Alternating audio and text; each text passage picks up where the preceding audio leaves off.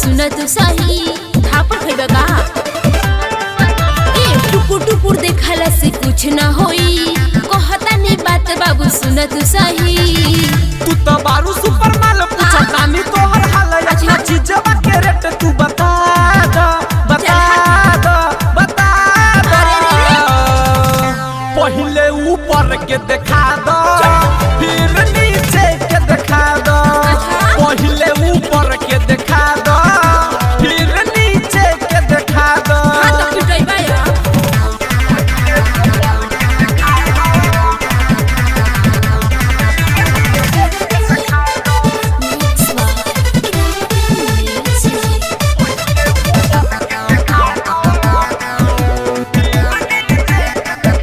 हमर सामान तू लेना ही पैबा बटे ई बहड़ी महंगा पैसा के बात सुन बाद में तू करी अच्छा। पहले उठावा तू लहंगा हमर सामान तू लेना ही पैबा बटे ई बहड़ी महंगा पैसा के बात सुन बाद में तू करी पहले उठावा तू लहंगा अरे रोहे खराब चाहे नीमन माल सुन हमारा तू पहले देखाब देखाब अच्छा। देखाब पहले ऊपर के देखाब अरे रे रे। फिर नीचे के देखाब पहले ऊपर के देखाब फिर नीचे के देखाब ना मनवा का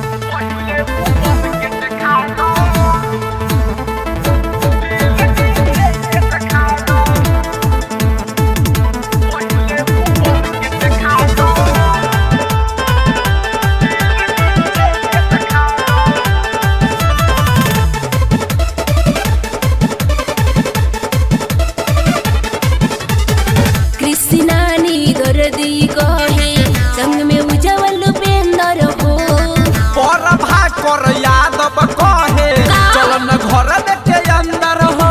पगलाइल बड़ा कृष्णानी दर्दी कहे संग में उजवल पेंदर हो पर भाकर यादव कहे चल न घर के अंदर सुन सुन हमर बात न त कोई रे हम हाथ तनी हमरो के दर्शन कराब कराब कराब अरे। पहले ऊपर के देखाब अच्छा। फिर नीचे के देखाब पहले ऊपर के देखाब